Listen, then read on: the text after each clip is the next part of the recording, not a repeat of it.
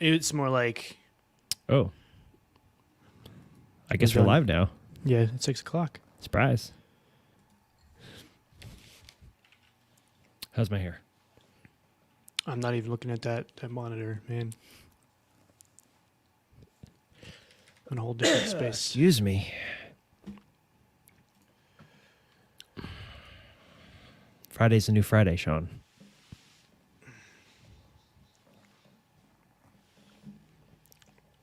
Huh? Yeah. Yep. It's throwing me off because it'll be light until like 9:00 here now. Yeah, we're getting on a couple more days is the summer solstice, right? June 21st, thereabouts. Longest And day of the year. I And don't it's know, all actually. downhill from there. Oh my God! I set the category. Quit changing the category on me. Twitch. Good grief. It's the AI, man. It's taking over. I just watched a video about Burger King chicken fries, and now all I can think about is Burger King chicken fries. I've never even had them. I've had them. They're just dry chicken strips. Mm-hmm. Just dried chicken strips, you know. There's no way they can retain moisture. They're so small. Right, and the breading to chicken ratio is it's off. It's too high compared to like a nugget. What's up, everybody? Hello, world. Yo, happy Friday. Thanks for joining us on a weird day. Thomas will be here for his first 30 minutes. Then he has a thing. A thing. He's got to go see a man about a thing.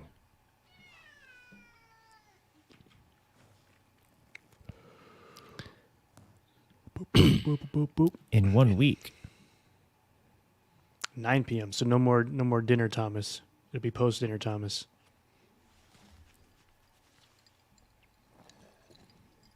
No, 9 p.m. is the normal time.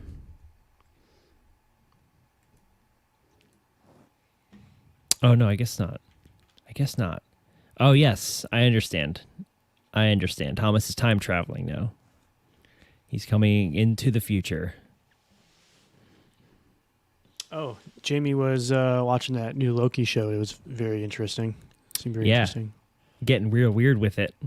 Yeah, I like where it's going. I liked it. Yeah. I They want really that salad.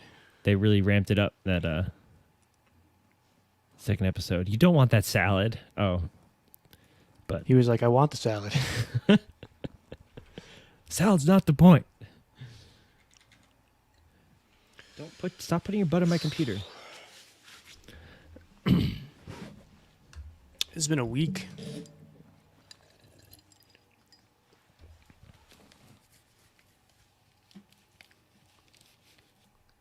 Thomas, this is not a not safe for work channel.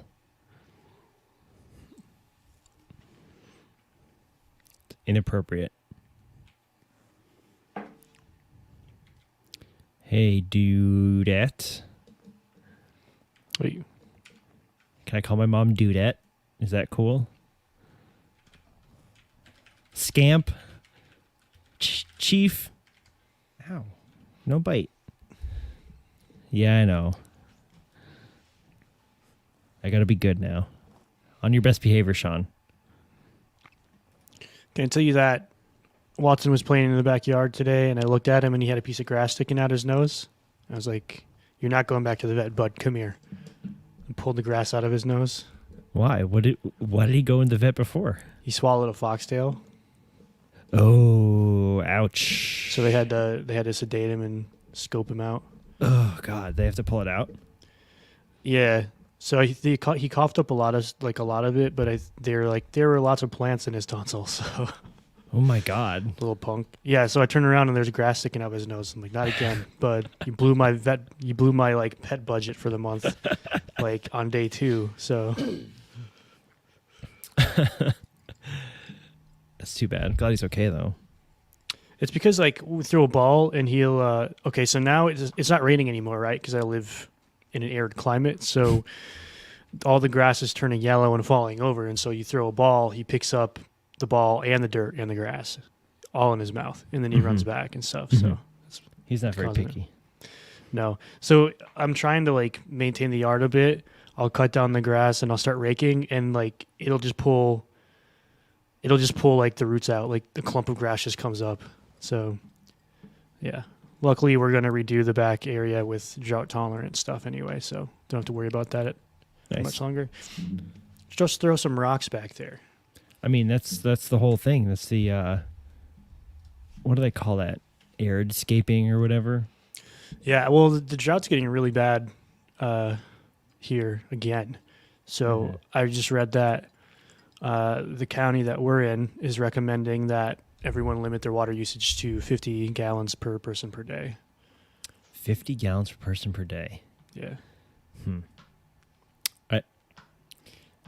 Besides like cooking and drinking, I have no concept for how much water I actually use, like bathing or doing laundry or anything like Yeah, that. like you could look at your water bill and they'll have stuff. I don't know if they'll have per day, but you can work it out. But Sure. yeah, a lot of people use way more than that. Watering their Yeah. lawns, dishes, laundry. Dishes use a ton. Dishwashers actually are much better. Right. Brushing your teeth. Yeah, just I don't know. Okay. lots of I need to get rid of this, All right. this monster. He's being precocious.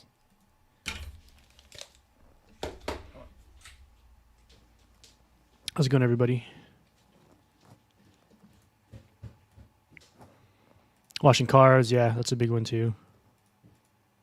Yeah, we're working on replacing all of the foliage around us to be either something that's drought tolerant or something that doesn't require water.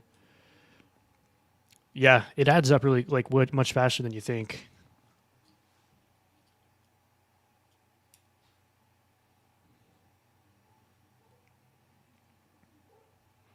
So when we were up in Healdsburg or Santa Rosa area a few weeks ago for Jamie's work kayaking trip. We were kayaking in the Russian River, and there were places there where we had to get out of the kayak and push it because it was too shallow. An 8-minute shower, 17 gallons. I was just telling him that when we went kayaking for Jamie's work trip up in Healdsburg, in Santa Rosa area, we were kayaking in the Russian River, and there were several places where it was so shallow we had to get out and push the kayak over because Yeah. Wow. it was too shallow. And the whole time we were kayaking, all I heard was just pumping water. Just pumping water out of it. Mm-hmm. Anyway.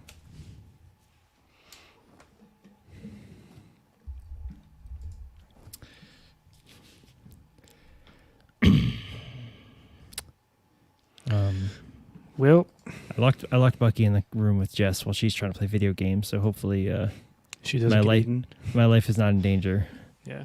from doing that. Watson's in the office with Stanley here.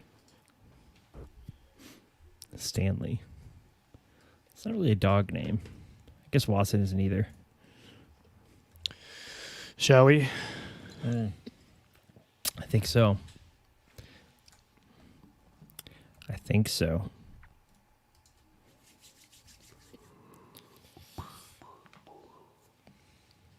All right, push the button. All right. I am live. Same. All right. I think I got to clap this week. Sure. What's on the docket?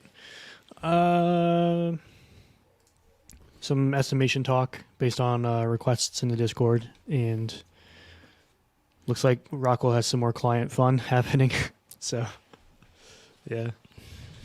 All right, ready? Sure. All right. 1, 2, 3. Perfect. You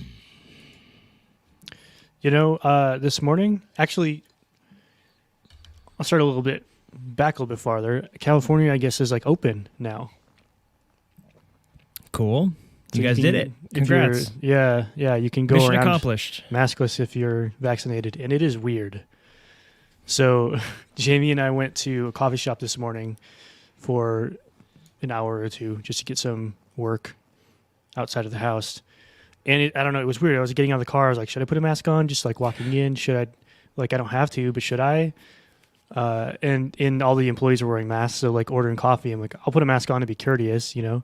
Sure. I don't know, it just was awkward. Yeah, it is. We're in this kind of weird in between time. Connecticut's been open for a few weeks now. Jess and I have been doing things. We went to a movie, right? Went to see Quiet Place Part 2. That was awesome. We've been out to dinner. We've been seeing friends. We were in New York City yesterday. So we are taking full advantage of the situation. And actually, most of Connecticut has been pretty, maskless at this point. But New York City, still a lot of places still required it. Yeah. But it does feel weird. There's definitely a transition period where it's like, yeah, you don't want to be, like you said, seem uncourteous or seem like you're an anti-masker, right? Yep. But I'm vaccinated, but you don't know that I'm vaccinated. Yeah. But I want to respect your space, but also I don't want to wear a mask if I don't have to. It's not easy, man. Yeah.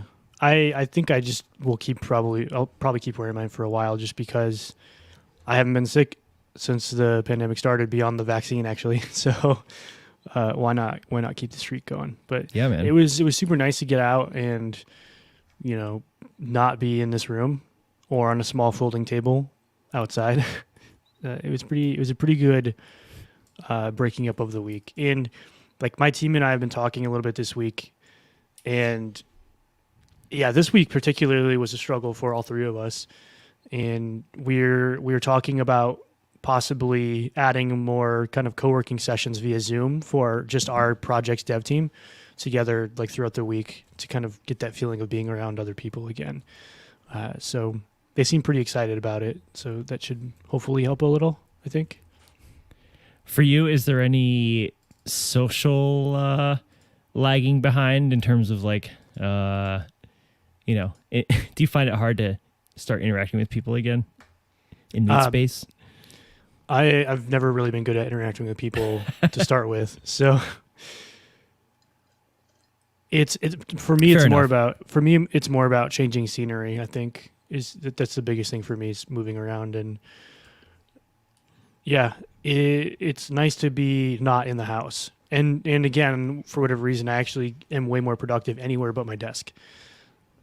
And I think that's a function of being at the desk so much over the last year. So having a different place, more noise, but it's not like music I put on, or it's just kind of ambience maybe, I guess. But yeah, I got we work half days on Fridays and I got a ton done this morning. So I just kind of coasted the rest of the day.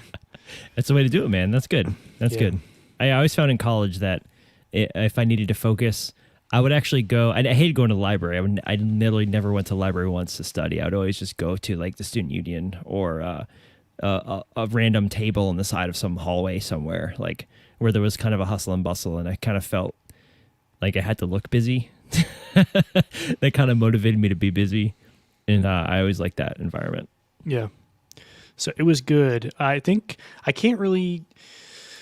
I could probably, the Wi-Fi is good enough there that I could probably I could probably take calls there, but I don't want to be that person that's taking calls at the coffee shop, all right, it's your turn to do the stand-up, you know what I mean? Everyone's listening to the stand-up happening. So I think usually my afternoons are more, free of calls. So I'll probably end up walking down there maybe a couple of days a week just to have that change of scenery. I had to make a decision yesterday where I was trying to travel. I was trying to go into the city, but I also had a meeting, and I was like, should I take the meeting from the car? Like, and do this video demo with screen sharing on a cell connection while Jess is driving? And I'm like, no.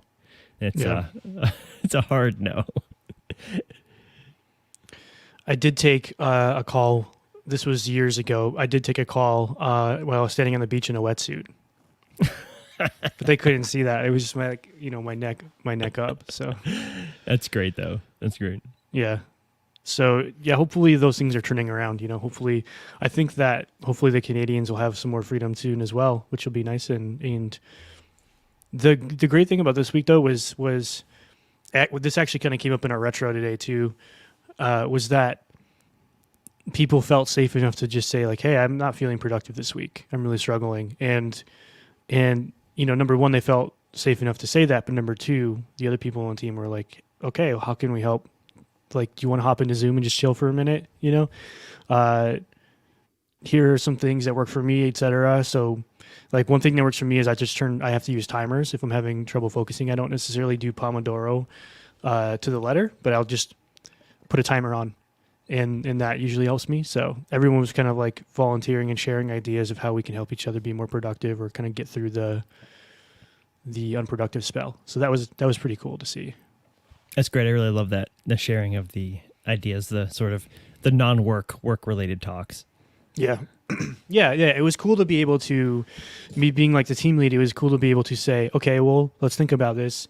Do I need to push some meetings around so you can go for a bike ride during the day, or what do we need to do to make your life easier, or make it easier for you to feel productive? I think like I've always sort of enjoyed that flexibility from places I've worked in the past, and it was nice to be able to sort of lean into that a little bit. Do you, I remember when we were starting with this Dockyard project that one of the concerns that came up for people was the sort of, developers wanted to have all their sort of meetings grouped together sort of at the same time of the day. So that way, instead of having a meeting in the morning, a mid-afternoon, and a meeting at the end of the day or something, right? Kind of group them together so you're not interrupting your flow quite as often. And I don't know, I can't say that's really being followed. I will say that we don't have a ton of meetings. Like at least I have not, my schedule has actually been really surprisingly open, which is awesome.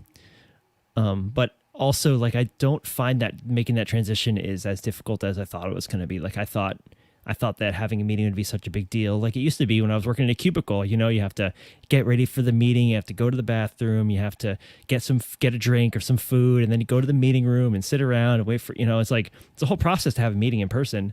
Yeah. But I'm already pair programming 24/7. So like, I just have to go from this Google Meet to this other Google Meet.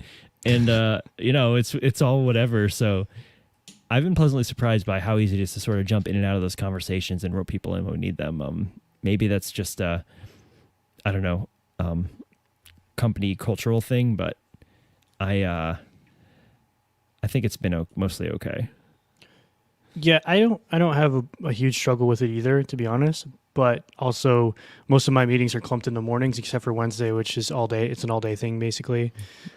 So like Wednesdays are usually, if we have a town hall, that's when it is. I have like extra design meetings on that day. I have like me coaching and me being coached as well on Wednesdays. So it's kind of like a whole day thing. I don't really do much on Wednesdays.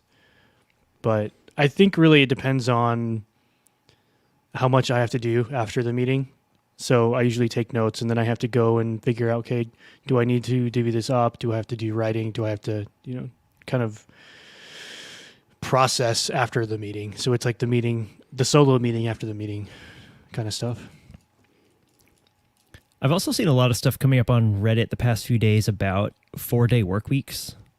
And I don't know if that means working 4 10-hour days or just meaning like, 4 8-hour days, 32-hour weeks, and then having like either a day off or a professional development day or whatever. But I've seen a lot of discussion around that for companies who have been doing that. I mean, you're 4.5 days, Dockyard is 4 days basically, and then they have their, Dockyard days on Fridays. And I've seen a lot of discussion around that, and success stories from companies who decrease their hours and increase their profits and productivity by, whatever percentage, right? And that's really encouraging to see those things start to come out. Obviously, it's not going to work in every case, but it's cool that it's starting to sort of enter the minds of people who are kind of making those decisions. I've never actually worked a real 4-day work week. I think I'm interested in the idea, and that's because I know how I feel when Friday rolls around and it's a half day. So before, it's kind of like you're working through, you get to Wednesday, you get to Thursday, and you're like, okay, it's almost done. But when Friday's only a half day, I don't know why this is. You get to Wednesday and Thursday, you're like, all right, there's only half a day left. I'm just gonna, it kind of gives me more energy, like re-energizes me maybe to finish the week strong. And then I know that I have Friday to do whatever. Like if I want to hack on a side project, if I need to catch up on yard work, if I need to do whatever, I can just go do that, which has been really nice. So I've been sort of offloading my like L&D time Thursday afternoons, and then I might supplement it if I can on Friday, working on whatever I want to work on. So it's been pretty nice. To be honest, though, I haven't had to deal with a lot of the fallout from that. So, when we transition to 4.5 days, our client partners, our CPs, and our producers, which are product owners and managers, they're the ones that have to, massage things over with the clients and change all the meetings and handle all that stuff. So, thank you to them for handling that, for me just being able to not show up on half a day. That's so actually, Yeah, you know what? I forget a lot that our client does work on Fridays, and like they're making progress and doing stuff behind the scenes, and we're literally not. It's just kind of funny to sync back up with people on Monday and be like, oh yeah, like you were here on Friday. Yeah. I was reflecting on that. I was talking to Lindsay this week, and I was reflecting on that a little bit. She was kind of asking me things I'm learning or noticing. And that's one big thing is when I go in and talk to Side Door, and if they have a question for me, or if they want me to think about a feature, or, something like that,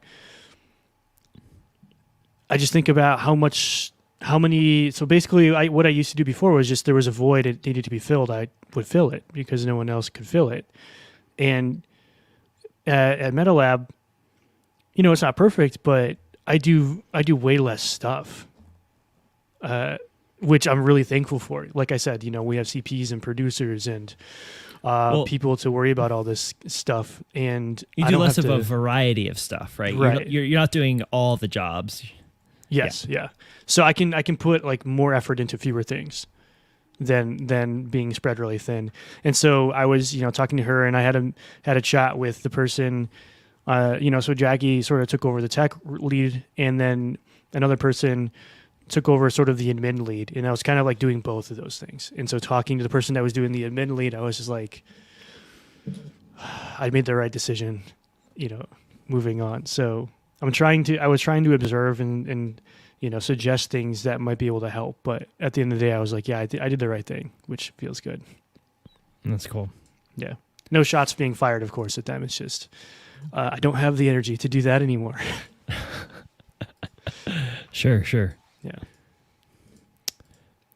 Well, maybe it's a good segue into this topic, which you have so lovingly filled out in our show notes. I'm curious kind of where this is coming from. If you want to set us up for talking about this, dig into it.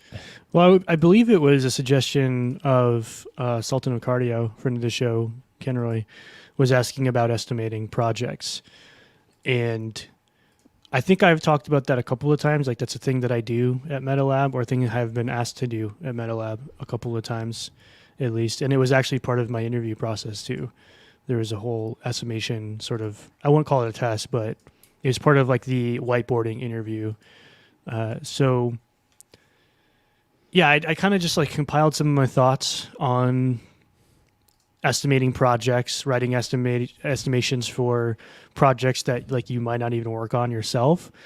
And I also, I spent some time doing research, like looking around, looking for articles and different publications and things. And I had a few takeaways from, my approach from just learning by doing versus more of maybe an academic approach of like reading books. And so, yeah, we can chat about that a little bit. Oh, sorry. Yeah. So Sultan is saying it was actually Akshay's suggestion, and Sultan just nodded or nudged it rather. So, yeah. So the first thing I wanted to start out by saying is estimation is not a science, and I am not a scientist. Those are like my big disclaimers. I am not a lawyer, but right. Yeah. This is not legal advice.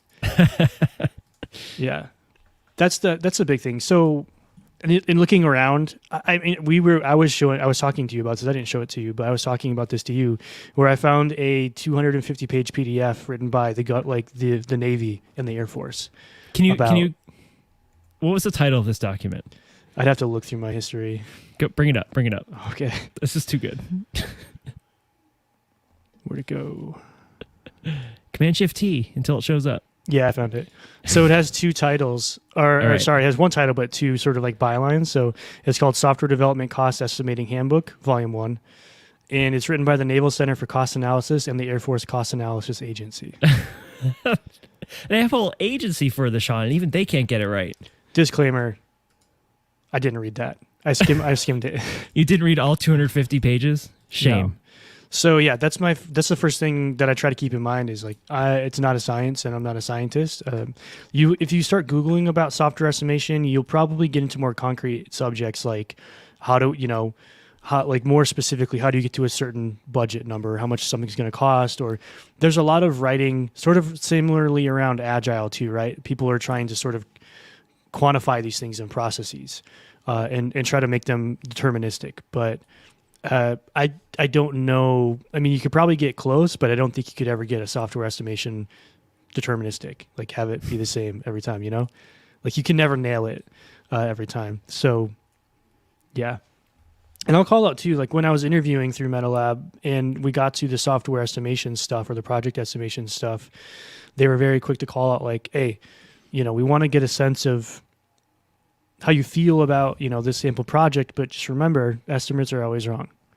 So, that made me feel really good actually, because I was like, okay, they don't have like a week, like a month and a week number in mind for how long this thing might take.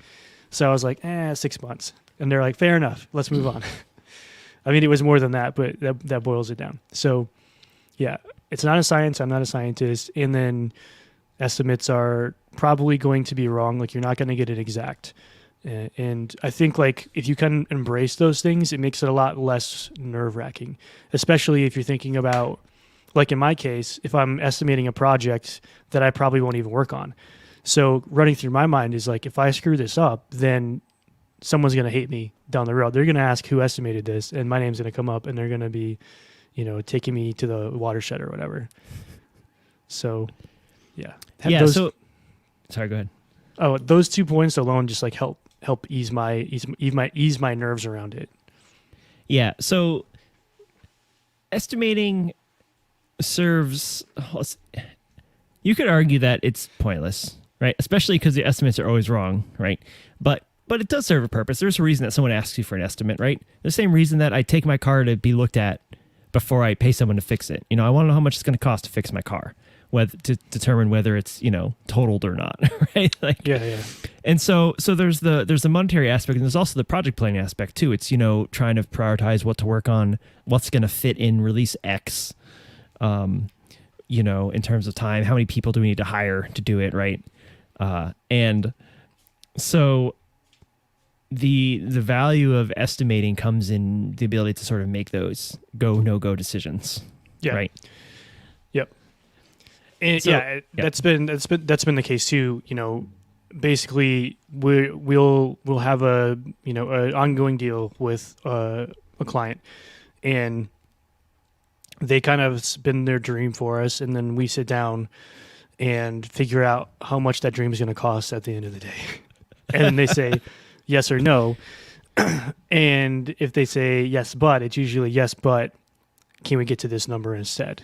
And so then you kind of look at what you can chop off. But yeah, it is important, like figuring out, if you weigh, like overshoot it, of course the number is going to be huge and your client might walk away. But if you underestimate it, then you're going to lose money too. You're going to lose time and you probably lose energy and gain frustration and stuff. So yeah, that's why it's like not a science. Like you can't ever nail this stuff unless you're turning over the same thing over and over again, right? Yeah, I want to just quick bring this up because this is something that's been happening in my week. Was that our client dropped a bunch of changes on us this week? Surprise! We're about a third of the way through the contract. Client dropped some new wireframes for the website, and there's still a lot of decisions that have not been made and details that haven't been ironed out. And that's just the way it goes. I get it, but what starts to sort of crystallize out of that is like, okay, now we're at this point where we have to make a decision. How much time is it going to make to implement these changes with this limited amount of time that we have left? And maybe you can't put a number to it, but I know, like in my heart of hearts, that we're not going to be able to do this the way they want to do it. within the time we have left. Like that's it. It's literally impossible. And you can't just say that, right? Someone wants to see numbers. You want to see an estimation. You need to get an estimate from a third party who's sort of implementing some of this stuff. Like, oh, this is going to take us this long to implement it, whatever. But I know from my experience that at the rate we're going at, and with these changes and all the dependencies that were required to get it right, it's just not going to happen. And so now that gets me in the mindset of, okay, now forwards have to be made. We have to make a compromise here. Okay, this is great, but let's do the easy thing for MVP and then do the thing you want later. That's the discussion now that needs to happen instead of, how long is this going to take to get done? Right. It helps guide you into the trade-off discussion. It helps guide you into the trimming the fat sort of discussions that it almost always happens. Like every estimation project I've been on, even when I was working for my own startups, same thing. It's like a haggling process. Would you be okay? Like, we want the moon. Would you be okay with the moon's thumbnail, or crescent moon or whatever? Would you be okay with a half moon? Yeah. If you're trying to get me to do Jimmy Stewart, I'm not doing it. Right. But yeah. And what I also realize is that we're having technical discussions with developers on the other side of the fence, and they know that this is problematic, but they're just the messenger. They need to be armed with the information to go back to the people who actually make the decisions and be like, hey, this isn't going to work, and this is for reasons X, Y, and Z. These hard numbers, right? So they get it. They're on our side, but at the same time, they just need to be armed with the knowledge to the support to raise to their superiors and be like, this is not working. Yeah. So I guess to kind of bring things down to more practical levels, because those things are all sort of, what's the word I'm thinking of? Especially not science, right? But to talk more about things that I try to do. Yeah, subjective. That's the word I'm thinking of. But to kind of try to take it to a more practical level in sort of this estimation idea, there's a few things that I try to keep in mind. So like the first one is that estimates, they're always temporary, and that's what you were sort of just talking about as well. You had estimates for this project and everyone agreed. There was a contract probably signed, and 3 months down the road it's changing. So, already the original estimate that you did is probably out the window because it's changing. So in that sense, they're temporary. And the last project I estimated at MetaLab, also similar thing happened.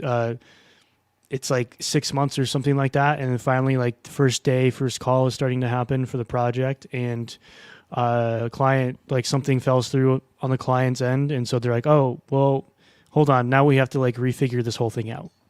Because I guess like a service or something that they had signed a contract with like somehow wouldn't work now. So that kind of like blows a hole in the whole thing, right? So yeah, I try to think of them as temporary, or I try to, think of them in a way of like they're going to change. And even before you get to the signing process, there's that whole step that we mentioned earlier of, you're going to revisit it. And if the number's too high, then you're going to try and figure out what you can throw away or what you can slim down MVP status. Or if it's too low, then maybe the client actually has a number that they want to spend, like they raised a certain number.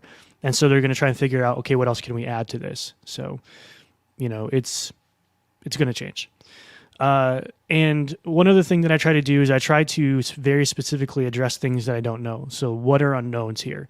Oftentimes I will be given a spreadsheet, and I will be given like a bullet point list of stuff that a client said to somebody on a phone call.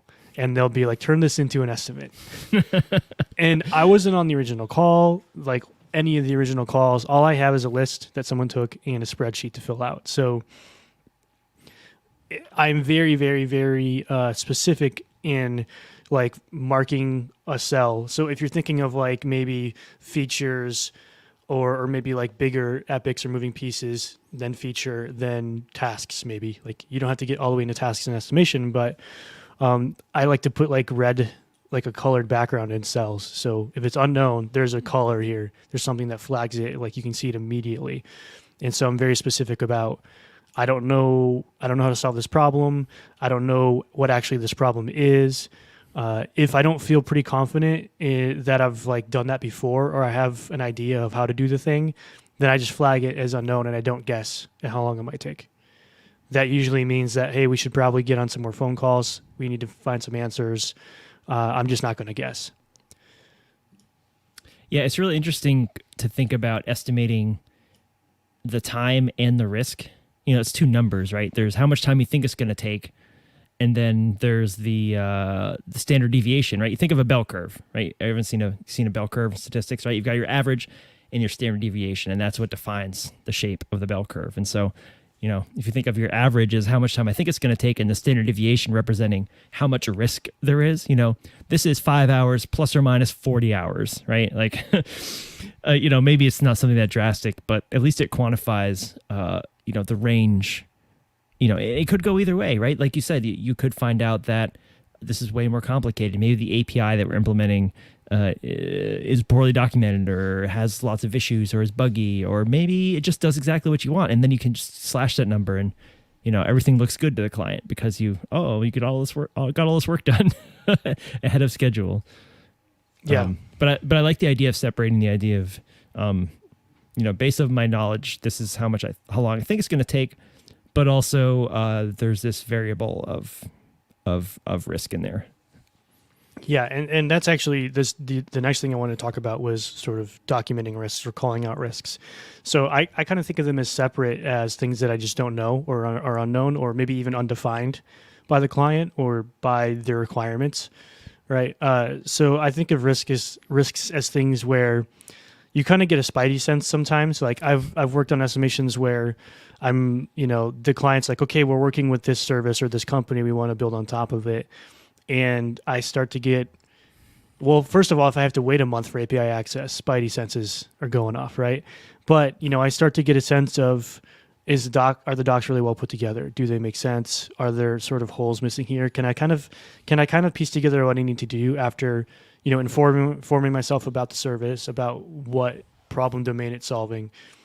If I can put that together and then go to their docs and kind of have an idea of how I can do it technically, then I don't feel as bad. But if it's harder to do that, then I start to be like, okay, this is probably a risk here. You know, this, you know, if it's a payment provider and Stripe is sort of the gold standard, there's like a huge range in quality for payment providers out there. So I'll call out risks in a similar way that I'll call out sort of unknowns, where I try to mark or flag the fields or the cells pretty prominently. And sometimes, you know, I'll have a list. So for example, if I'm going through and there are really things that I feel strongly about, I'll actually make a separate document and call out the risks and say why I think it's a risk and how important it is, I think, that we might need to rethink something. But yeah, I treat risks and unknowns pretty separately. Are you the one, you mentioned documenting it, you know, with writing, but are you typically the one that's actually having the calls with the client and explaining these things? And if so, how do you walk that line? You know, how do you do that in a way that, you know, expresses the importance of it, but also, you know, you don't want to be the bad guy. Well, you can only, at the end of the day, you can only say your piece and then hope they make the right choice. I mean, maybe their choice is right and you're wrong, but you just hope that at the end of the day, the right choice is made, right? So yeah, typically I've been on those calls. So like some person in sales will say, hey, this is their idea. We want an estimate. How long do you think it'll take? And based off how long it'll take, they can figure out how much it'll cost. So, you know, there's different levers they can pull, like how long will it take or how much will it cost with 3 developers, with 4 developers, with 5 developers, stuff like that. And if there are risks or unknowns, and there always is, we end up just having another call where the dev or the estimator gets on the call with the team too, and we just kind of talk back and forth about the issues that we're having.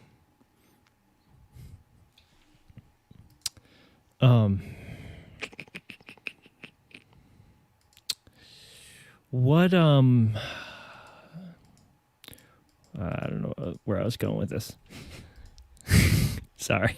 It's all right.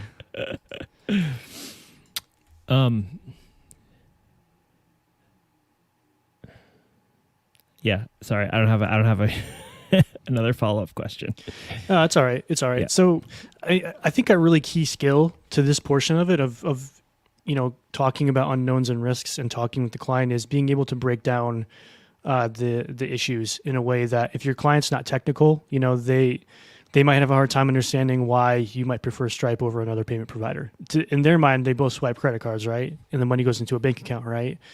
So, I think like having some sort of ability to kind of like pull on analogies or, past experiences of like, oh, well, we tried something that was very similar to this and it didn't work out. And here's exactly why. So you kind of have to quantify it to them. And also, oftentimes like you're estimating because you're sort of the expert in that area, or you were the one available.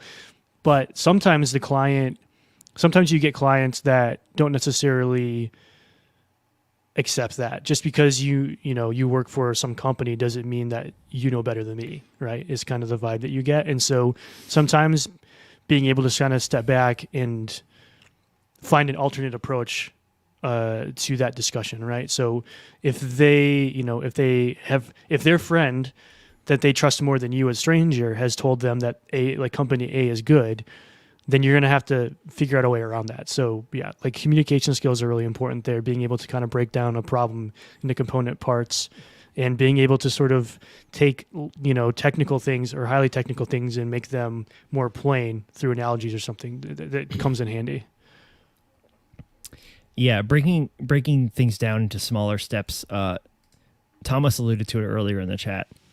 He says, I estimate small features broken down to maximum 10 hours. I assume that means like per, subtask. And then I have my client go shopping. I'm not 100% sure what that means, but the breaking down into small pieces, I think, is extremely valuable, even for me. Create a user login system. Okay, how many hours is that, right? Well, I've got to create the table. I've got to, research gem. Do I need OAuth? Do I need single sign-on?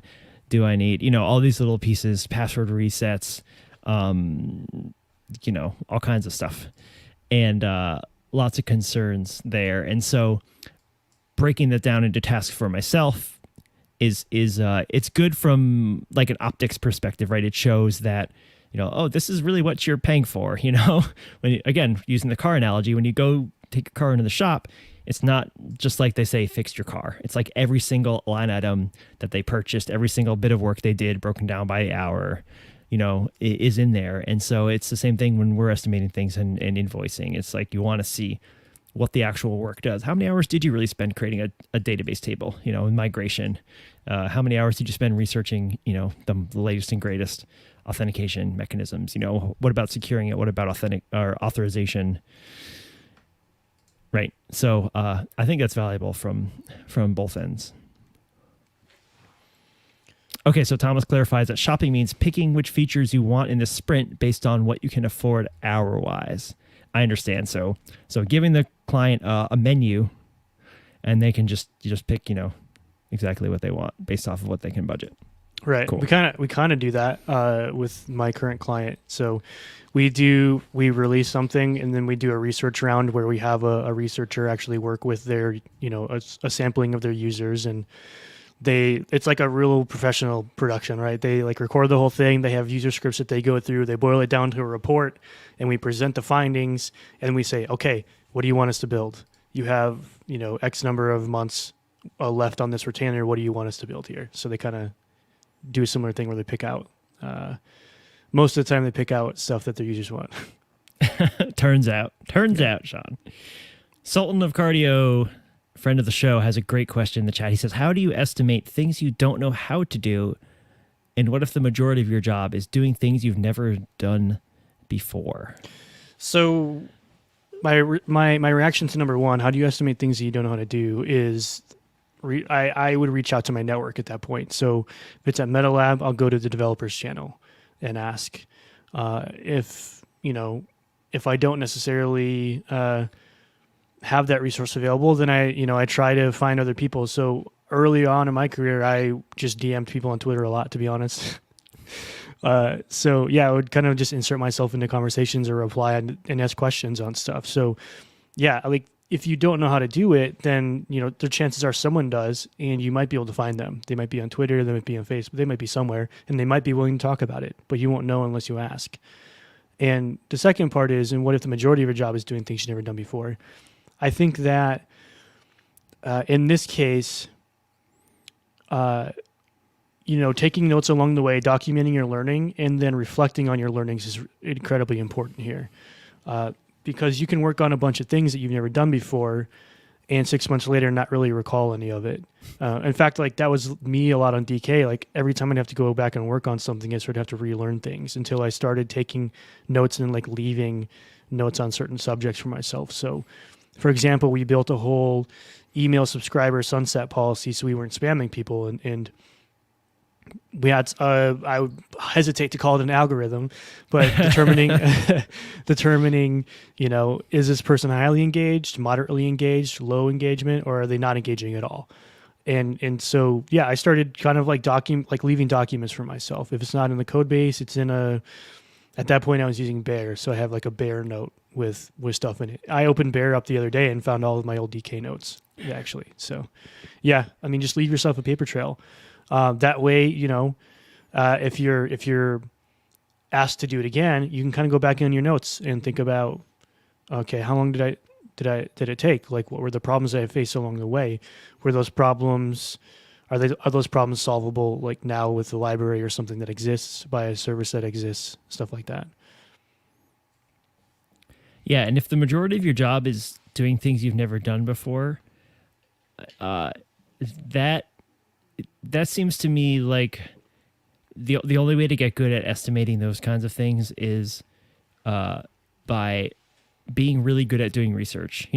Taking notes, being able to look at the high level view of this thing you're not familiar with and see the risk and red flags or green flags, that might be associated with this thing that you're not familiar with. Yeah, it might have a lot of stars in GitHubs, but how many issues does it have? Sorry, throwing shade at any JavaScript library there, Sean. Hey, man. But I think it's just honestly just lots of practice, and especially that's going to be probably the worst case scenario, right? They're probably going to have the most mistakes, I would say, trying to estimate if you're constantly learning, doing new things and folding them into your workflow or people need them. I think too that kind of comes back around to earlier we were talking about how the two big things are like estimates are going to be wrong and they're going to change, they're temporary. Like embracing those kind of things might help you deal with, like, I know for me, for example, like early on estimating projects and things I'd never done before sort of gave me a little bit of anxiety. Like I didn't want to get it wrong. And learning to accept up front that this will probably be wrong, hopefully not really wrong, but it'll be wrong in ways. And it's going to be, temporary. It's going to have to change. Like that helps me sort of be okay with that and helps me move forward. Because sometimes it sort of like paralyzes you, right? Maybe we just need to adopt some of the, this is a solved problem by weather forecasters, meteorologists, They say there's a 20% chance of it being partly cloudy. Yeah. That has a very scientific, real definition. 20% chance actually probably doesn't even mean what people think it actually means. A lot of the times, I don't want to get into it, but the point is that meteorologists get forecasts wrong all the time. Guess what? Every forecast is wrong because of chaos theory, right? But they quantize their uncertainty based off of, the models and the human aspect and, local knowledge of the geography and just experience. A lot of factors that go in there. So maybe we can adopt some of those sort of methodologies and terminologies into the software estimating world. And in terms of the first point, like reaching out to your network, this is obviously a plug for the Discord, but we have a Discord with people with very widely ranging areas of experience. So I would definitely tap into that if you're able to. That's a great point. That's absolutely a great point. I mean, that's I call that my my lazy Google, right? If I don't want to. But it's not really about being lazy. It's about getting the quality feedback from the network. I guess so. Actually, I was talking with my coach yesterday about this, and Okay, so we go back when I was a musician, and I kind of felt like stagnant. I felt like I didn't know how to get better, but I felt like I wasn't getting any better. And I ended up reaching out to somebody and asking for lessons, like someone that I looked up to, someone that I thought I could learn from. And the very first lesson, they sort of asked me like, okay, well, what are you practicing now? What are you sort of learning now? What are you going through now? And I kind of showed him what I was putting together, like what I was practicing and stuff. He's like, "Oh, okay. Well, you're learning the cage system." And I was like, What?" He's like, "Yeah, this thing has a name, and here I actually have a whole printout that outlines a cage system." So here I am. I spent like 2 years, like stumbling upon these ideas very slowly, and this person that has more experience than me is just like, "Oh, this is a thing. Like you can just Google cage system and have all the resources you want." So if I would have done that 2 years earlier, I don't know how much more progress I would have made in those 2 years that I kind of spent like being frustrated with myself. So that's a current lesson to me from my former self that my boss, like, I was talking with my coach and my boss yesterday about. So That's funny. I mean, listen, sometimes you do learn the best by doing it yourself and figuring it out and making mistakes. I had the same experience when I was learning data structures. I had to take a data structures and algorithms class, and I was like, oh, this thing that I do all the time has a name, right? I mean, it's, professor, like, clearly you know what you're talking about. But, yeah, it's definitely a good resource to lean on. yeah, and it's a mix for sure. There's a line there, but yeah, I think like with programming too, similar thing. If there are people around, you should reach out occasionally. Not that you want them to do your work for you, but they might be able to point you in the direction that might save you a lot of time. That actually happens a lot on my current project where, I'll be working through an MR, or we'll be on sort of a code thing to get them unstuck, and I'll notice something they're doing, and I'm like, I've done this before, and here's where you will probably end up, and this is why you probably don't want to be there. So just saving time and frustration. Yeah, absolutely. Yeah. So I guess like tangential to this is sort of another thing I try to think of in these estimations too, especially if I'm thinking about budgets, or, if I have a client that's on a budget, is build versus buy. So I've definitely had a lot of clients come in and they don't want to buy other services. They want to build everything because they want to own it all. But that's much more expensive, both upfront and over time. So, you can estimate it as if you're building everything and then offer escape hatches. Like, because again, we're going to get to the haggle phase where that's too expensive.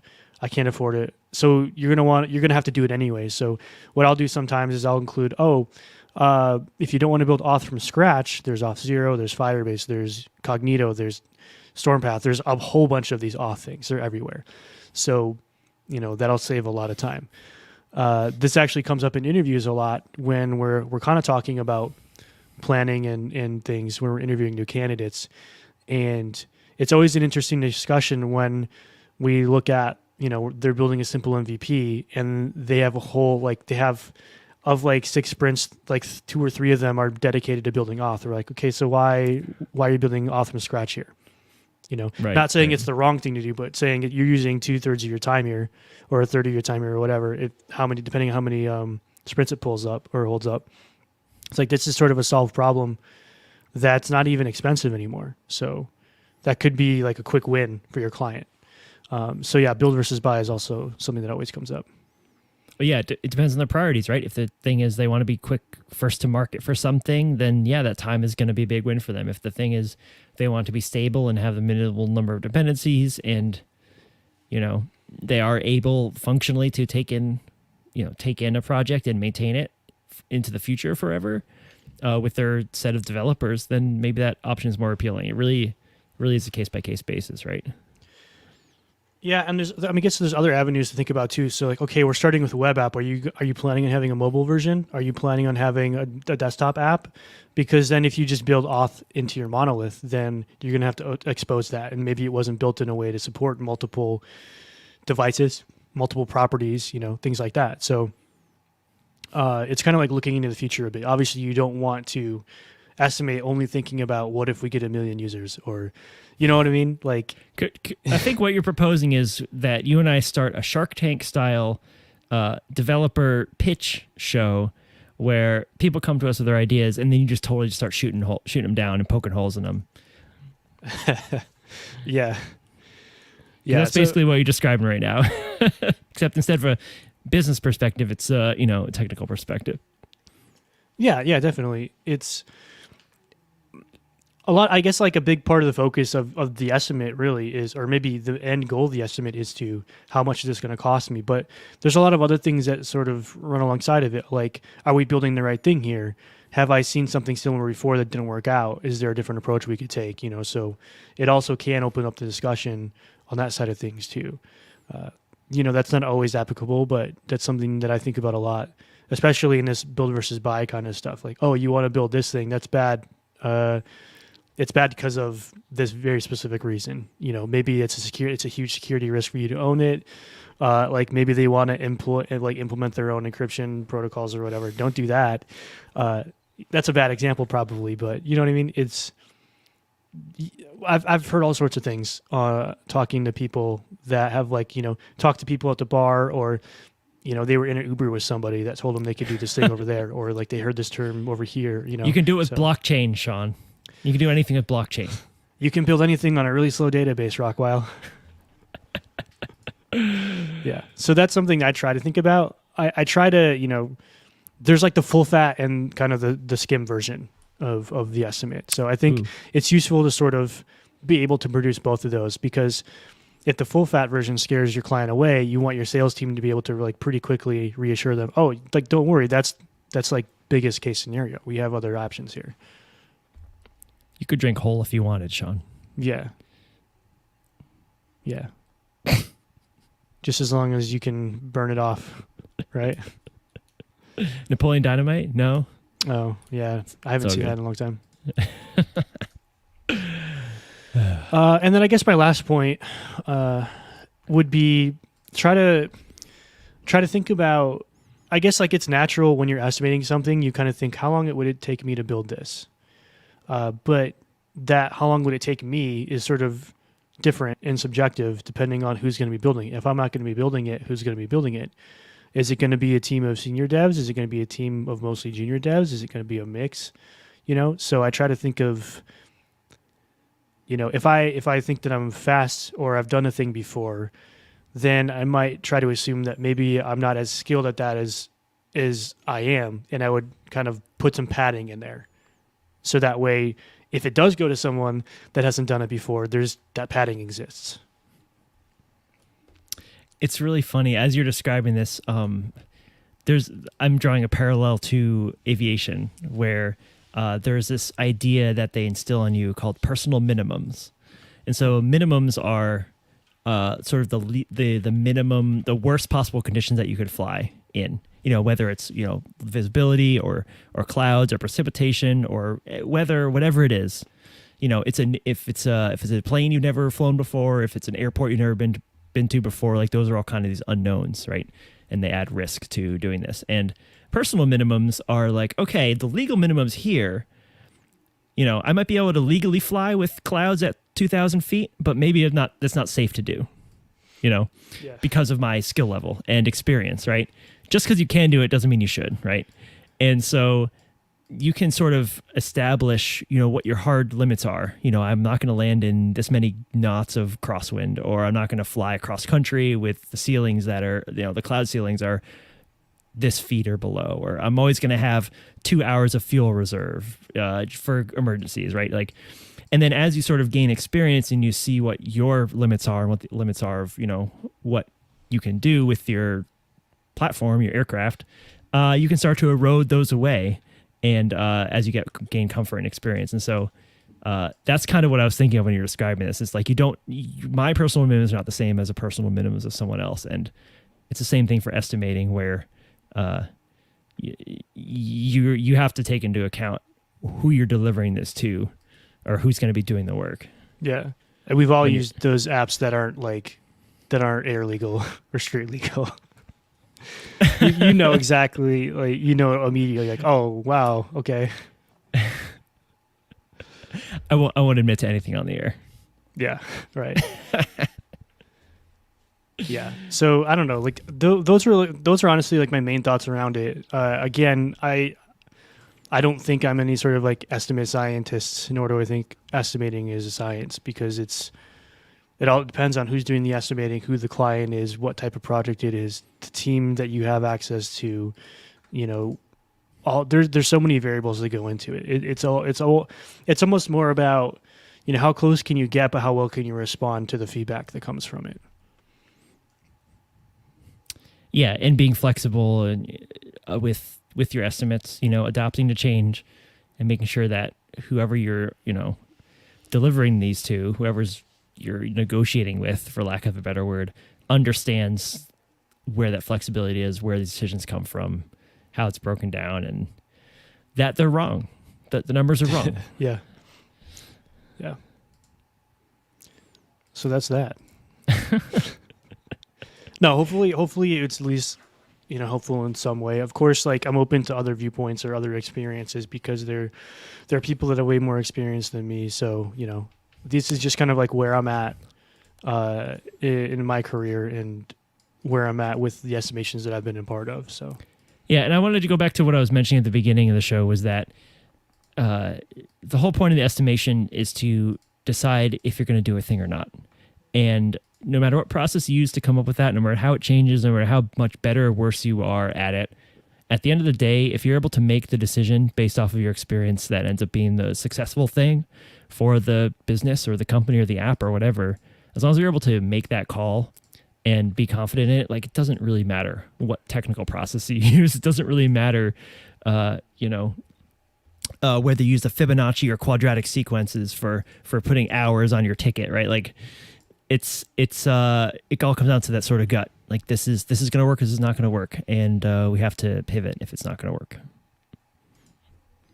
yeah. Right? Yep. Yep.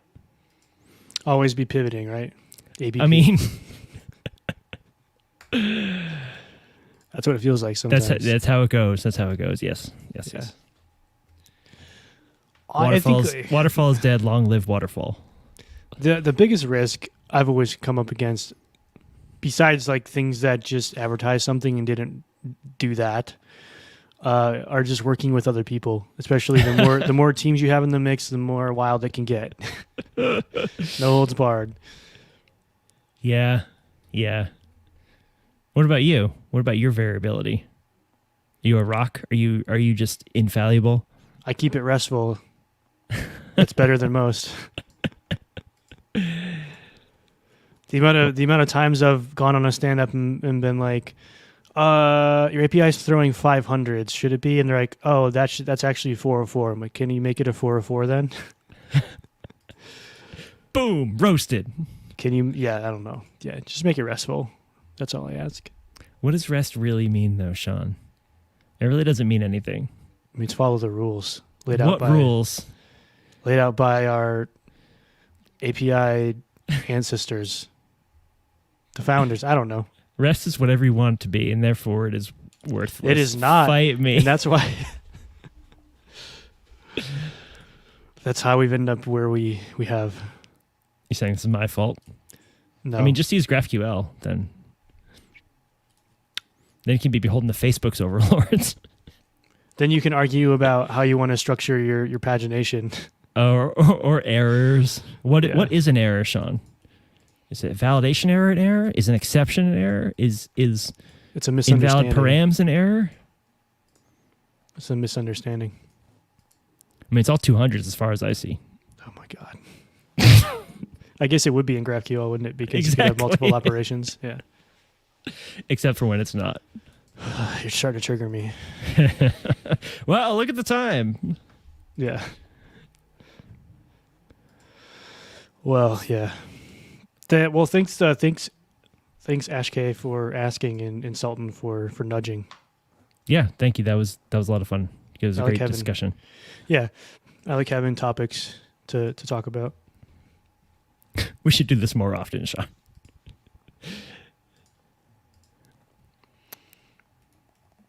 All right, never mind. What? I'll save it for after. All right. Yeah, we probably wind it down. It's 55 minutes. I suppose. So I guess this is the part where I ask people with more estimation experience to chime in and tell me that I'm wrong and tell me how I'm wrong. Don't just tell me that I'm wrong. Tell me how. Because just tell me I'm wrong. I don't care about that. Just tell me why.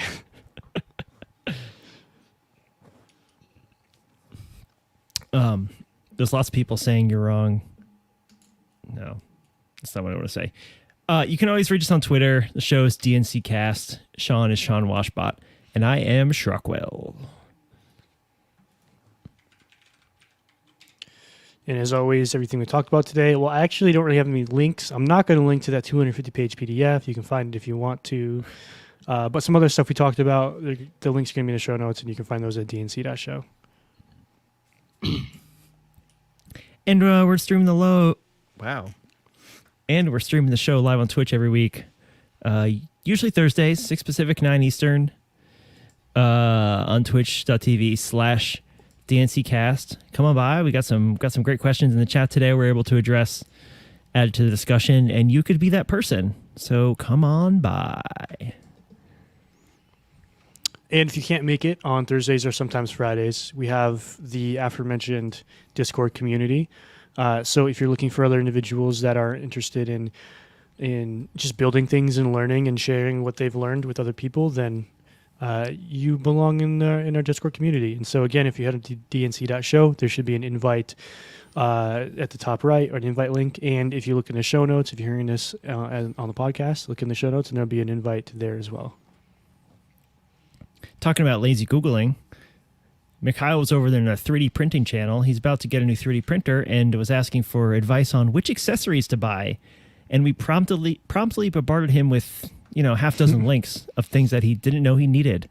So always happy to spend people's money and get that, again, get that knowledge, spread that knowledge, man. You don't know you need it till someone tells you. So help them drain the bank account. Absolutely. I mean, it's Father's Day. He's got to, treat himself. His first Father's Day, in fact. That's true. Yeah. But lots of cool technical and other worldly discussions going on the Discord. Love to have you. Yep.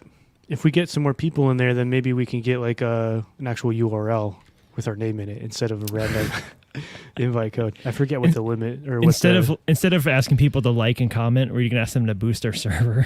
Yeah. Something like that. Yeah. Oh well. All right. Well, good luck with the client doing whatever they want over there. I estimate that the client will make 2 more changes before this project is done. They're probably just daydreaming about it right now. Don't even put that out there, man. It's gonna happen. I had some stories to share with you in the Discord. I'm sure you do. Well, come on by the Discord if you want to hear those. I'll DM. I don't know if I'm allowed. I'll DM them to you. Fair. All right, forget it. Leave the Discord. All right. Have a good night, Sean. See ya. Yeah, I don't know if I'm. No, I know. I'm like trying to self-censor. I don't even know how much of this stuff I should be saying. Right. But, it's all good. Oh my god. Thanks for hanging out on a Friday night, everyone. Except Thomas. Screw him. He left. He's just like he's got better things to do. Like move his entire family across the country. Yeah. It's exciting for him though. Move to Virginia. Yeah, it'll be good. I think Jamie's got a conference in DC or something like that coming up. Well, coming up within the next year. So I think I'll be able to actually meet Thomas. Could be cool. Just hop on a bus down there. Yeah, man. Show me the sights.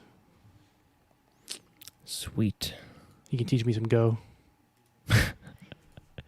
Go doesn't have an absolute value integer absolute value function. Did you know? It's very, very minimal. But it has Rocco. one for floats, but not integers. I couldn't tell you. I mean, Python doesn't even have uh, switch statements, so We'll get Greg back on the show and we'll just unload on him. What's the Oh deal my God. with what's the deal? Actually, Yeah. I had some downtime. So Yeah. I had this thing in New York City on Saturday. No, this is the wedding last weekend. I went to a wedding. We went up the night before, and so we had the morning just hang out in the hotel, and I spent it reading through the Go docs, like the Getting Started Go documentation, hmm because like I don't know, just in the past couple of days, a bunch of people were talking about learning Go. My person I work with at Dockyard, his wife was starting a new job doing Go, which she had never done before. And then now Thomas talking about it. And I was like, man, this Go thing, maybe there's something here. It's huge, man. It's really, yeah, it's gained a lot of steam. The ecosystems, the community's getting real big. Yeah. I really like how I have a hard time, like, it's probably cool.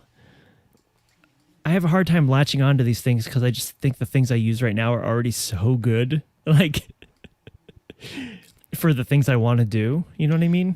Yeah, I'm well- not seeing the value in learning a new thing just for the sake of learning a new thing, unless I have a specific product idea that this is going to make possible. You know, what's Yeah. Go going to do for me? And not that it owes me anything, but like, what is Go going to do for me that I'm not going to be able to do with some other ecosystem or language? You know, like, I think what's what the whiz bang? I think Elixir kind of covers some of the cases that Go might in your situation, like thinking about embedded stuff, right? Concurrent stuff, you know. I think you're kind of covering those bases. I mean, maybe Go might be useful for you in some tooling, but you haven't seemed to need it yet. So Yeah, I mean, that's how I feel. Like, I really like Elixir's like actors, you know, the actor pattern, like Mhm. for concurrency. It makes a lot of sense to me. Dealing with threads and channels and communication and mutexes, and it seems like concerns that I don't feel like I should have to deal with at Right. this point yeah, for the problems I'm trying to solve. yeah, I feel that. I mean, I don't think that it would be my first choice for building if I were using it for a web thing, which is which is kind of like how I learned it. It was kind of difficult because I was like, well, I'm rebuilding a lot of stuff here. That's similarly how I feel with Node. It's not quite as bad with Node, I don't think, but it felt like, okay, well, I could have been done already if I were doing this. Right. Not only because I know a different language ecosystem better, but because there are just more tools suited for that specific use case. And I think who was it? It was Matt. Yeah, Matt's been talking to me about Crystal a lot, and we had a DM going, and we were talking about choosing a language or an ecosystem out of utility versus out of like how much I like it or fun. And that was I enjoyed that conversation because I definitely tend to pick for utility more so. I've definitely chilled out a lot, swinging like far left to far right in terms of like Laravel, no Phoenix, no, but I'm still you kind of kinda- like poking yeah. around. Yeah. Well, you've done that sort of out of necessity just because you've been jumping around a lot. Right. Yeah. For So work. like I'm still helping Sidor, and part of what makes me able to do that is I'm not writing any code. So, I'm able to kind of like speak the same technical jargon as Jaggy. We can communicate on the same level, but I'm not trying to turn it into PHP. Yeah. I'm sharing the planning and research role so he can focus more on the technical like management and building side of things. Yeah. Yeah. Those are the best bosses, man. Thomas said it before. I'm going to echo it. I think you're a really good boss, man. Well, I'm not Jaggy's boss. Well, I know, but it doesn't. It's still my. Doesn't. Still. Hey, he disappeared on us. He's gone. Haha. Hi. I meant to scroll down, and instead I hit the backspace. Thanks, Magic Mouse. That's on me. Yeah. Go seems interesting. I don't know. I'm still poking around. Crystal, I don't know. Crystal is really appealing still. It's just so young. That's really my own hang up. Actually, I would love to have Matt on the show and talk about this because he had some really interesting stuff to say about, I asked him, so why? So I guess first of all, if you join the Lucky Discord, Lucky Web Framework for Crystal, he does some screen sharing there where he's like working on something and he'll screen share it. So I asked him like, why did you pick Crystal? And he's like, well, first of all, if I were starting a business, I wouldn't pick it because it is so Okay. early. It just hit Fair. number one. You have to rebuild a lot of stuff. But the reason he's doing Crystal right now, so he's contributing to a lot of like these early things. He's contributing to Lucky. He's contributing to Mint, which I think I showed you was a language with some of the state stuff built into it as a language Mhm. construct. Right. And the reason he said that he started getting into this stuff is because the opportunity was right. So there were things that needed to be done in Crystal that he wanted to learn how to do. And because it was so new, the barrier to entry wasn't sky high.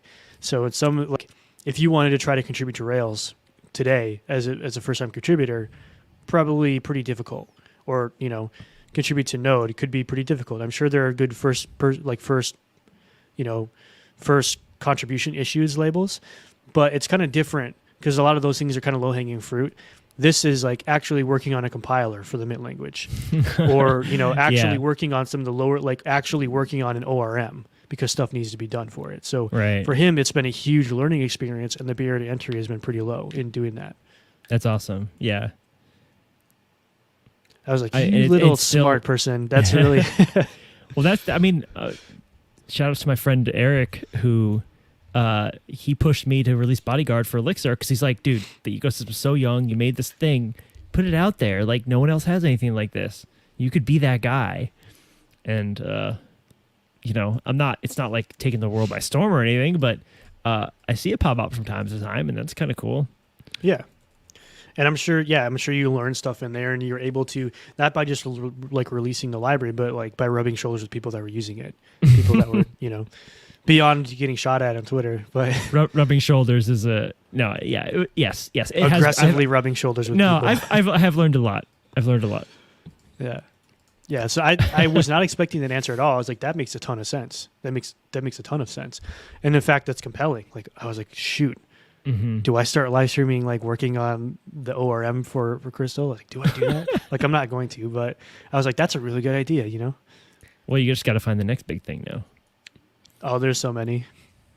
There's so What many of them. What did we see? Someone was mentioning that, was it Nux 3 or Next 3 is going to support Vite out of the box? Nux 3. Nux 3 is going to support Vite. In fact, Next hired the creator of Webpack, so I don't think they're going in anywhere off of Webpack anytime soon. Interesting. Mhm. Interesting. I've been using Next more recently, and I quite enjoy it. It's good software. I like Nuxt. I think I was more productive in Nuxt overall, but Next is really good. Yeah, I mean, it's the OG, right? Like, Yeah. that's cool. Did you see did you watch the Next Conf at all? Nope. So one of the features they talked about was called Next to Live. And essentially, if you're working on a Next project, you can get a Next to Live link to share with somebody. And you land on the same web app that you're working on. The cursors, it's kind of like Figma. You can see the cursors in real time. Mm-hmm. But also, you can open basically an embedded VS Code instance, and you can change the code, and it'll HMR on the screen right next to you. So you can have like a real collaborative That's session. cool. That's Yeah. fun. That's fun. That's fun. Yeah, hold on. Let me find a link to this. I think it's funny sometimes to just, I don't know if you do this at all, but I'll have Figma open in like another tab, right? And it's just kind of hanging out there. And sometimes I'll just zoom out and just spy on people as they like scroll around and like, Yeah. oh, manager X is looking at, is spending some time looking. Like, it's just so funny to watch them move around like you're looking at the Marauders map or something, or Harry Potter. Yeah. So actually, I'm interested to get your take on this too. Maybe we can talk about this more next week because I'm building. Nextjs.org. I can't click that link, Sean. Oh, sorry. Yeah, just Nextjs.org/live. Nextjs.org/live. Code in the browser with your team. Oh yeah, there's a little cursor. And chat and draw. Yeah, it's pretty cool, man. This would be great if our client. You know what? I'm just gonna.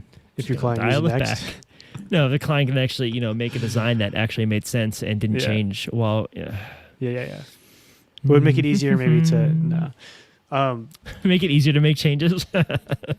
Okay, so there was another thing they talked about. I heard that the Chrome team was working with some of these like prominent framework teams directly, and Next was one of them. And so, in conjunction, they announced this thing called Conformance. So let me try to find this link really quick. Google. What a name.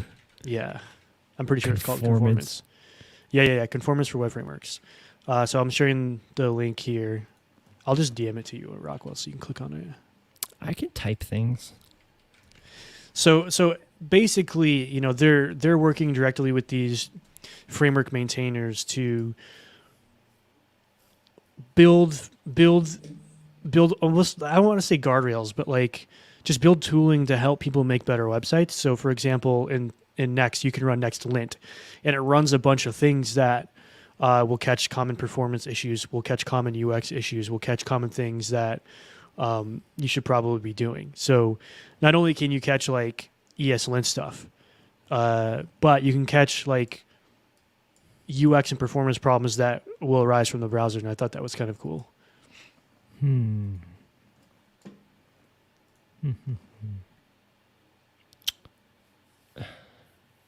Get a conformance model.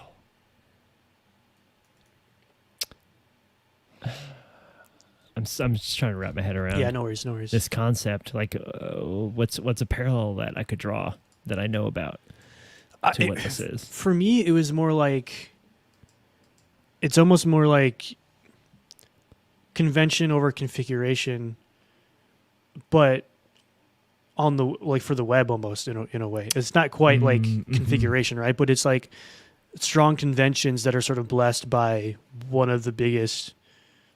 There's contrasting opinions here anyway, like, but one of the biggest browsers like out there, you know, you call it a monopoly or whatever you want, but they're working like hand in hand to make it better. So, you know, I have conflicting ideas here because I've been hanging out on a remix and they're all like, just use the fundamentals. You'll make better websites doing this way. You're not breaking all the rules that were there in the first place.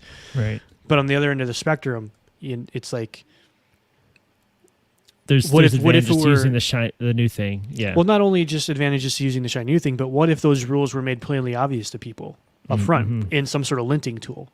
What if you didn't have to discover these things that you're doing wrong by catching them at runtime or having someone submit a bug report? What if they could be caught by linting? This is like Credo almost. Yeah, kind of. Or like one of the first examples I thought of was like if you're looking at the Rails guide for active jobs, they do things like, hey, use an ID instead of storing the actual data in the job because the data in the job could be stale.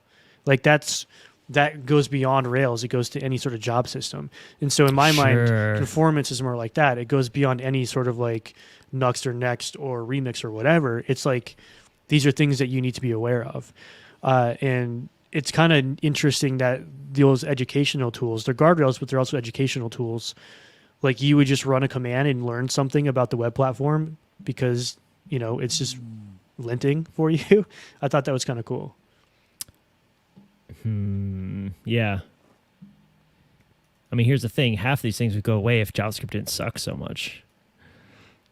Yeah. But I think like on top of that, though, it's not so much that JavaScript wouldn't suck so much. It's more about like the web kind of like it grew. People like pushed the bounds so hard that the web kind of had to play catch up, like keeping up with that. I think that's a lot of this. I see. Yeah, that's a good way to look at it. This sounds cool. It's hard for me to wrap my head around without a concrete example. Yeah, because it's just like this is just proper nouns all over the place here. But it's interesting. It's really interesting. Yeah, so basically they're working directly with these the framework makers, so that way, number one, the framework should have good things baked in, like, you know, handling images the right way, handling fonts the right way, handling inlining critical CSS the right way, all these different things, so the developer doesn't have to do it all the time. And then number two, to sort of build these linting tools to kind of give everyone a common footing. That way it's like standards, right? More standards maybe. Yeah, I guess the concern is like if the web ecosystem is still so rapidly evolving, which I argue that it is. Mhm. Yeah, we've got some big players now, but that could all change very quickly. Like look how quickly the modern React and Webpack and all this stuff came up, and what was big before it, and what could be big after it in 2 to 5 years. So like, as long as this kind of idea can sort of transcend that and sort of adapt to not just not be so narrow sighted that it only focuses on what's cool now. Well, that's what I thought. It was interesting that they're not just working with like Next Sure. and I thought it was really interesting. They were sort of like it. I don't know the origins of it, but it's sort of like the reverse. Like the browser vendor in this case, reaching out to people that are doing the stuff and pushing the limits and saying, "All right, let's work together. Let's instead of us having to play catch up or whatever, let's try to figure this out together." And I don't know. That was the most compelling part of it to me, was like it's a joint Yeah. joint effort. Interesting. Cool. Yeah. I still hate Material UI though. Yeah, no, I'm not a fan. It's not great. I use it every day now. In the app that I work on, but yeah. But anyway, it's interesting stuff. So yeah, I'm doing stuff with Remix. I'm doing stuff with Next.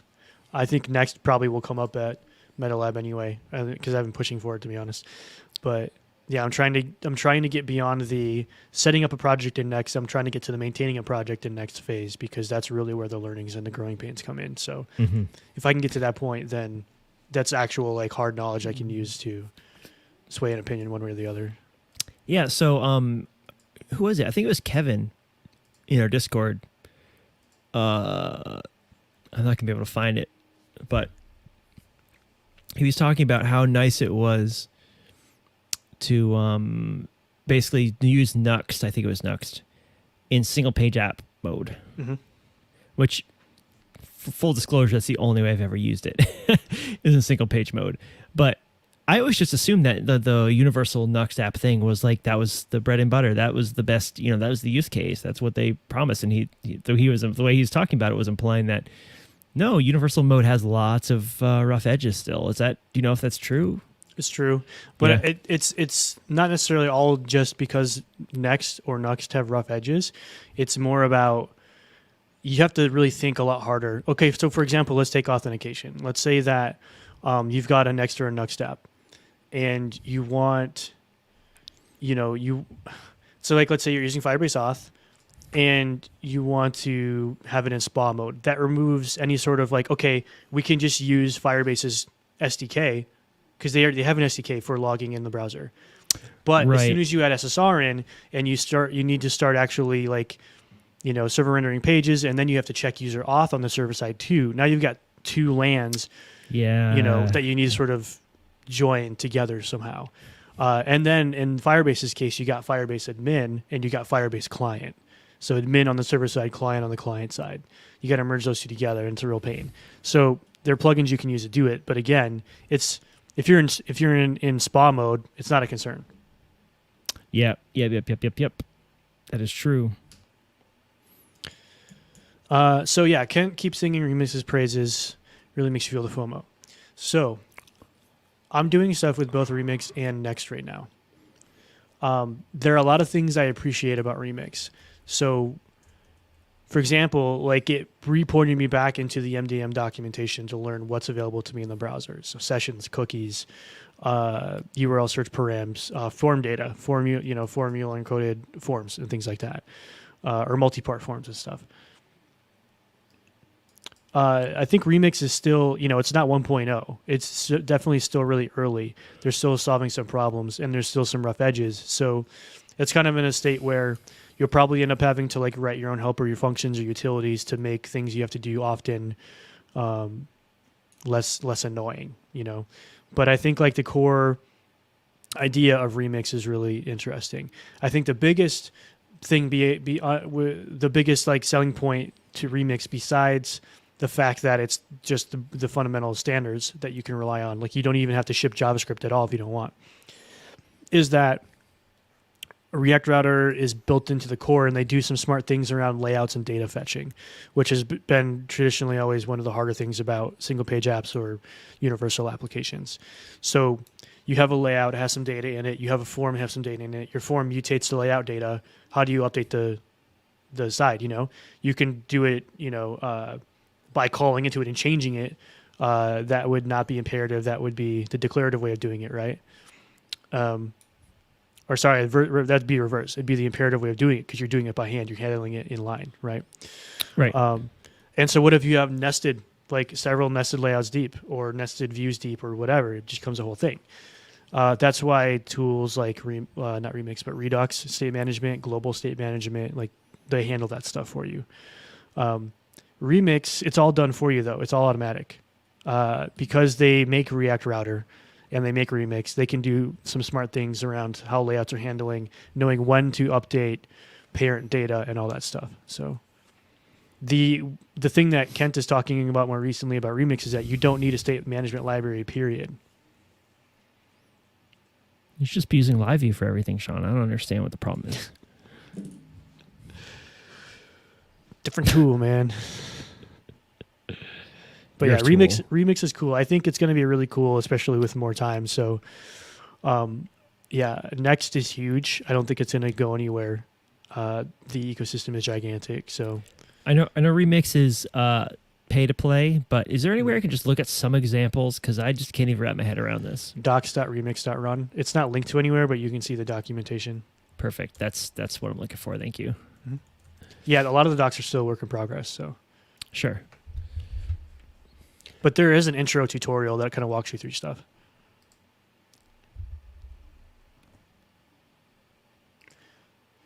And right now it's kind of like when you get to more advanced stuff. So like with Rodinia, let's say that you're adding a URL, a title, and some other metadata for sharing a URL. The best use case for it would be you paste a URL and it fetches the metadata from the site and then pre-fills those fields for you, especially if you're on a phone, right? So with Next, a lot of sites have cores disabled. So you can't just fetch any website and get the data back. So you have to introduce some sort of server-side mechanism here. So with Next, you just slap a simple API route in there and you're done.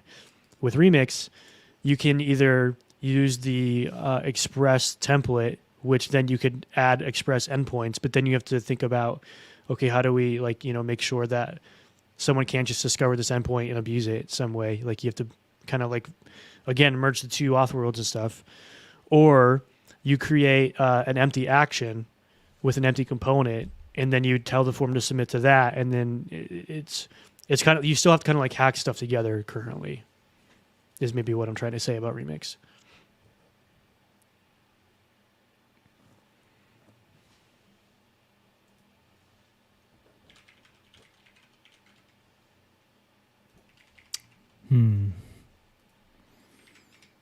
I just shared the doc links. Yeah, I'm just trying to. I think I'm parse them allowed to here. share this. I don't see why not. I mean, it's public. I mean, you have to have an npm RC key to get the actual code. So Yeah.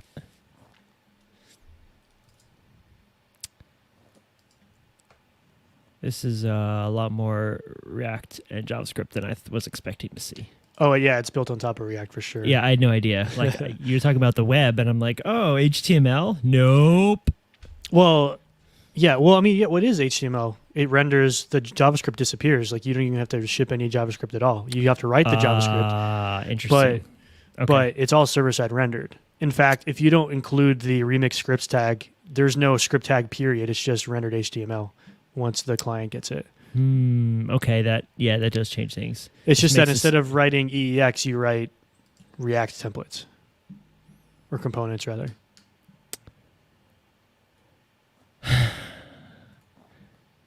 All right, hit the record button, Sean. I'm getting all fired up again. That's good. But they expose things that are quote unquote fundamentals of the web by you actually return headers, like cache control headers, cookie headers, etag headers. You return those from your loaders or your actions. Mm-hmm. So you're interacting with the client's browser on a fundamental level by using these primitives. I saw in the examples. I saw let's see, web fetch API. When browsers added windows.fetch, they threw out headers, request and response. So in Remix, when you say fetch, the function fetch parentheses URL, Mm-hmm. that's not really. Is that a? That's That's- Node fetch. It's basically a reimplementation of the web's fetch in Node. Okay, it's shimmed to Node. It's do shimmed. anything. But you essentially like the surface areas are essentially the same Yeah, with some minor okay. caveats. Yeah. All right. So for example, in Next, if I want to, do you know what I mean by like when I say API route for Next? No. So Next and Nuxt are both page-based routing. So or file-based routing. You put a Yes. file with a certain URL, you get a page. Yeah. So in Next, if you have a folder that's /API in your pages directory, Mhm. and any TypeScript or JavaScript files you put in there are essentially API routes. So Oh, cool. Okay. so you could have /stories/index.ts, Yeah. and then you export a function that receives a Returns request a and JSON blob. Yeah. Cool. All Exactly. right. I dig so it. Yeah. your express style like request response handler. Fine. So that way you essentially have, a bespoke API for individual endpoints that you For might need. whatever. Sure. Yeah. With Next, the request and response objects are not the same request and response objects that you have in the browser. Sure. They're made up things. Yeah, they're new things. completely different. Yeah. In Remix, they're exactly the same. Fundamental. like- Part of this. Yeah. So Interesting. when you do request.body.text in the browser and request.body.text in Remix on the Node side, you get the same thing. You cannot do that in Next, for example. So in my I already had to going to Next. I was But- like, okay, well, But what this is this thing? This is all smoke and mirrors because you're not in the browser, Sean. It's all facsimile. Facsimile. Should it matter to you if the surface areas are the same? Well, that's the problem though. If the W3C changes the web thing, now someone's got to go implement it differently under the hood for you. It's not just going to magically change because the web changes. Someone has to still go maintain that, the facade, right? Yeah, but that problem's never going to go away ever. Like that's not something we can control. And you're paying for it, so in theory, someone should be doing it. Well, Node fetch is completely independent from. That's its own thing already. Yeah, it's already a thing. Great. So, yeah, I mean, yeah, it's So that's when I say Remix is trying to rely on web standards, that's what I mean. Like already in Next, day one, I was like, oh, wait, this is not a real request object from Yeah. the browser. Yeah, What is yeah. it? I had to jump to definition and look at the type definition and be like, okay, well, there's 4 members on this. Never mind. Okay, what do I have to do now? So this isn't. Yeah. Yeah. I found a couple to dos. Oh, yeah. It's like.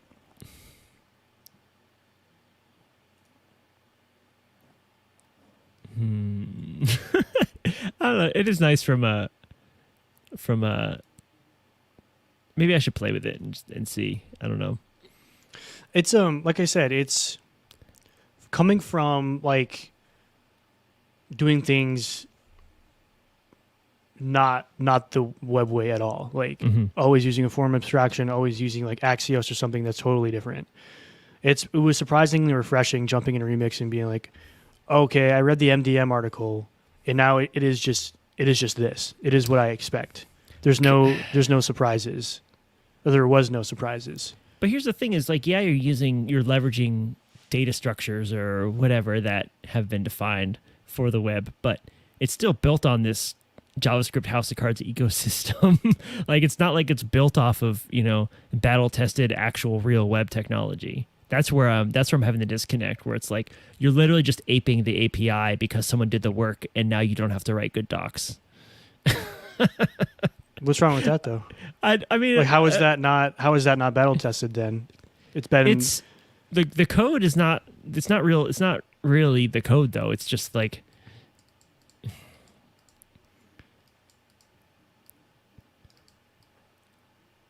it's you're not running the actual code paths that are running in the browser to implement these APIs. It's just the surface level, right? And you're just sort of using the concepts, reusing the concepts. Is that fair? Like, is that I think I think it's kind of fair, but I think that there's too much. If they're functionally the same, then what does it matter? Again, like, okay? Yeah, I get the concern there, but at the end of the day, what does it matter if they're functionally the same? I'm still Yeah. not having to like memorize two totally separate API services and structures in sure. two separate trajectories, two separate, maintainers, communities, whatever. Does Remix, or did they plan to support doing the sort of hot loading thing over the, like, running JavaScript in the browser at some point? Oh, yeah, it already does. Yeah, So it does. if you Okay. include the Remix script tag, it'll boot up a React app on top. So you get server rendered. Okay. Yeah. But you can piecemeal it together. Like, it doesn't have to be all or nothing. Again, it's like the form tag, the lowercase form tag is just an HTML form as it renders. There's no JavaScript. Right. If you use the uppercase F tag, then it's an Ajax submitted form. Right. So their whole shtick is progressive enhancement when you need it. Their whole idea is build the most minimal thing you can based off the fundamentals to get, a fundamentally good experience, and then progressively enhance where you need to. Except the client wants everything all the time to be the best, so you end up just doing the complicated thing. Yeah. So I think the approach is really interesting. I'm really interested to see where it goes.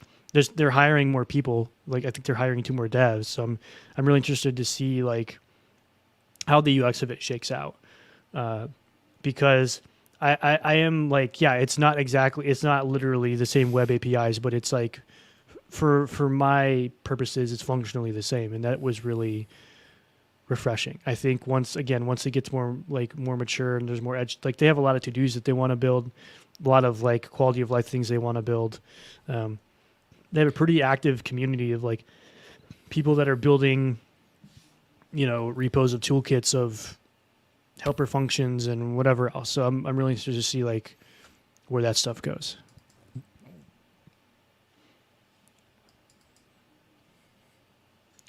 It was just annoying today, like looking at the next API endpoints and be like, okay, the request is a request, but it's not the fetch request. Right. And response is, so, okay, what is it? Oh, it's this like custom thing that Next made. Okay, so what if I want to use Express, uses request and response? Can I use Express middleware here? No, I can't. I have to install a middleware that converts the request and response to be the Connect platform request and response, and then I can use it. You know what I mean? So it was like you literally have functions that are like transforming this thing so that way I can like work with something that's familiar. I don't know. Yeah. I'm playing devil's advocate here because I'm just Sure, I'm yeah. interested in like because I want to just understand it better. No, that's totally fair. I think it's good to do that. I'm looking up Node Fetch has 17.5 million weekly downloads. Wow, That's crazy. it's a lot of CI builds. There's a lot of CI builds. So it's not a thing that Remix builds. It's like, here's the link to it. Mm-hmm. I've actually used this in other things. Instead of like using the HTTP library in Node, I just use Node Fetch. There's another one called Indici, I think. It's supposed to be like the fastest Node HTTP client. Now we're like getting into the rabbit hole. Yeah, I know. I'm not yawning because I'm bored. I'm yawning because I'm It's like freaking Mint tired. or Tesla or Just nonsense now. HTTP Poison or Oh, okay. yeah. Yeah. Now you're speaking my language. yeah. Cowboy, not a cowboy. I don't even know what the new ones would be. What's Those are the the only ones I default? know of. Yeah, no, that's good. Tesla's good. We use Tesla. Yeah. Anyway. Remix, man. It's interesting. But there's I don't know, there's just something about Nuxt and Next, like I feel very productive with them. Mm-hmm. Yeah, I mean it's And I've then really you need a done lot database? of it. You slap Prisma into a couple of, bespoke, handcrafted API endpoints, and now you got a database. And then you plug into Firebase. You don't even need to host that database. You just have documents everywhere. Plug it into Firebase when you need to have people sign in. Mm-hmm. Yeah, it's a whole thing. Whole thing. Anyway. What's our next app going to be? What are we going to work on together, Sean? What are we going to build? We could do something. I don't know. I don't have any ideas, but we can do something. Think about it. Yeah. You can be project lead. You could do your job for fun. Oh God. You be project lead. You don't want that. That's how you like get the Hindenburg or something. Oh, cool, man. I can let you go. It's getting late Yeah, over there. It's Friday. Yeah, man. Shoot, it's Friday. Sweet. Yeah, I'm almost up this week. This has been fun. Thanks again, Sultan, for for pushing that topic on us. That was a great discussion. It is nice to have a topic every once in a while. Yeah. Yeah. Cool, man. Well, maybe I'll stream this weekend a little bit. I might do that. Some more Crystal Code Wars. Probably some next for. Well, yeah, I could do that too. I gotta do some yard work and stuff tomorrow as well. Some chores, but yeah, maybe I'll hop awake? on the Twitches. Web Queen's still awake. It's past your bedtime. Go to bed. Watson, come here. It's almost past my bedtime. I'm trying to get Watson over here. Hey, come here. I had to lock Bucky in the room with Jess. I hope she's not too mad. He's crawling out of his bed so slowly. Come here. Oh my God. Hey, buddy. Come here. Get Watson on here. Let's go. Oh my God. Here we go. Here we go. Oh, there you are, Watson. Watson, what do you think about, what's your favorite JavaScript framework? Hey, bud. He's a good boy. He's like, you woke me up for this? He's a good boy. He jumped on my lap when I was on the stand-up and pushed me out of frame earlier. He's so big. He's almost as tall as Jamie when he's like all the way standing up. The shot put world record. Oh, that's Wow. right. You used to do a bunch of track and field stuff. Holy cow. Watson can shot put a ball across the room. All right. Cool, man. Well, I'll talk to you next week, probably. Bye, everyone. Thanks for coming to our stand-up. See you, everybody. Yeah. Night.